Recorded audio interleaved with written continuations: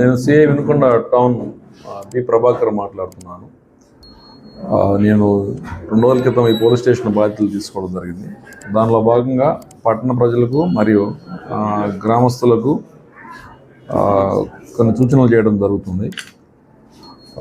మెయిన్గా టౌన్లో వచ్చేసి మనకి మ్యాక్సిమం నేషనల్ హైవే పోతున్నందువల్ల కొంత ట్రాఫిక్ ప్రాబ్లం ఉంది.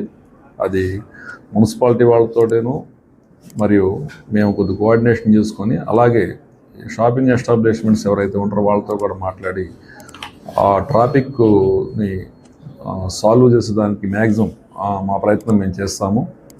అట్లాగే మీకు చెప్పేది కూడా ఏంటంటే మనంతా కూడా ఈ టౌన్కి వచ్చే వాళ్ళంతా కూడా విలేజ్ నుంచి ఎక్కువ మంది వస్తారు కాబట్టి ఇటు వైపాలెం నియోజకవర్గం నుంచి మరియు మధ్యలో అద్దంకి దరిదాపుల నుంచి వస్తూ ఉంటారు కాబట్టి చుట్టుపక్కల గ్రామాలంతా వస్తూ ఉంటారు కాబట్టి ఎవరైతే ఈ షాపింగ్ ఎస్టాబ్లిష్మెంట్స్ ఉన్నారో వాళ్ళంతా నేను ఈ 2 రోజుల్లో గమనించింది ఏంటంటే వాళ్ళ షాపుల ముందు కూడా వాళ్ళ కొన్ని ఫుడ్ కార్ట్స్ తోపుడు బళ్ళు కానీ లేకపోతే కూరగాయల వ్యాన్లు కానీ ఆటోల మీద ఇక్కడ పెట్టి వాళ్ళు అలౌ చేసి పెట్టిస్తున్నారు. దానివల్ల కూడా ట్రాఫిక్ మెయిన్ ఇబ్బంది అవుతుంది. కాబట్టి దయవుంచి అవన్నీ అలా ఏదైతే మీ షాపుల ముందు వ్యాపారంకి వచ్చే వాళ్ళకి బైకులు అవి అడ్డం పెట్టుకుని ట్రాఫిక్ ఇబ్బంది అవుతుంది. మళ్ళీ మీరు ఇది అలౌ చేస్తే మళ్ళీ ఇబ్బంది అవుతుంది. కాబట్టి ఇలాంటివి మీరు అలౌ చేయొద్దు. అట్లాగే ఈ ఎవరైతే రోడ్డు పక్కన చిన్న వీళ్ళు ఉంటారో పళ్ళ వ్యాపారులు వాళ్ళు ఉంటారో వాళ్ళకంటే మేము పూర్తిగా తీయమని చెప్పడం కూడా మళ్ళీ వాళ్ళ యొక్క లైవ్లీహుడ్కి ఇబ్బంది కాబట్టి ట్రాఫిక్ ఇబ్బంది లేకుండా వాళ్ళు కొద్దిగా దూరంగా పెట్టుకోవాలి. అది కూడా మేము చెబుతున్నాను వాళ్ళకి 2 రోజుల నుంచి. అలాగే కొన్ని ఏరియాలో మటుకు పెట్టేదానికి లేదు, అది క్లియరు. అది లైక్ స్తూపం సెంటర్ దగ్గర 2 పక్కల అక్కడ మధ్యలో డివైడర్ వచ్చింది. ఏదైతే ఈ తోపుడు బళ్ళు పెట్టడం వల్ల ఇవన్నీ పెట్టడం వల్ల ట్రాఫిక్ బాగా ఇబ్బంది అవుతుంది. కాబట్టి ఆ సరౌండింగ్స్లో పెట్టేదానికి లేదు, అది క్లియరు. మేము ముందు చెబుతున్నాము, వాళ్ళు ఇంటే పర్లేదు లేకపోతే తర్వాత మేము మళ్ళీ కేసులు రిజిస్టర్ చేయడం జరుగుతుంది. అదొకటి. నెంబర్ 2 వచ్చేసి ఆఫ్టర్ 10:30, 11 తర్వాత ఎవరు కూడా మాకు టౌన్లో వితౌట్ ఐడి కార్డు కానీ ఏమైనా కనపడితే మటుకు మేము చట్టం ప్రకారం పోతాము. ఏదన్నా హాస్పిటల్కి వెళ్ళాల్సి ఉంటే అది మనకు అర్థం అవుద్ది.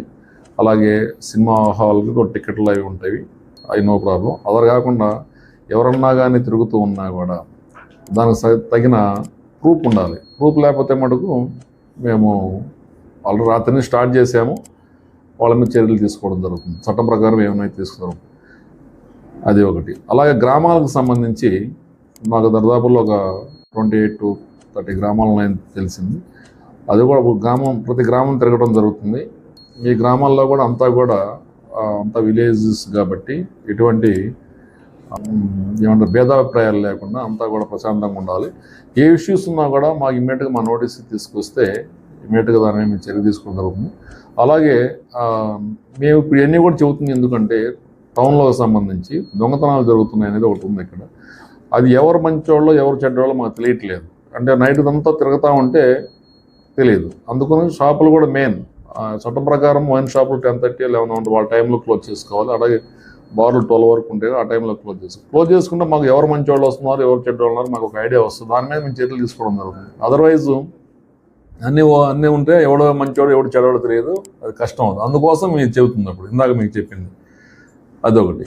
అట్లాగే పోలీస్ స్టేషన్ పరిధిలో గ్యాంబ్లింగ్ కానీ అంటే పేకాట్లు కానీ వ్యభిచారానికి కానీ ఇటువంటివి కూడా అలో చేయడం జరగదు. ఎవరన్నా కానీ అలాంటివి చేస్తే మటుకు దాని మీద చర్య తీసుకుంటుంది. నాకు తెలిసిన దాంట్లో చుట్టుపక్కల కొంత ఇవి ప్రాస్టిట్యూషన్కి సంబంధించి కొంత ఇన్ఫర్మేషన్ ఉంది. వాళ్ళు కూడా దయవించి వాళ్ళకి మేము వరకంగా మేము తెలియజేస్తున్నాము.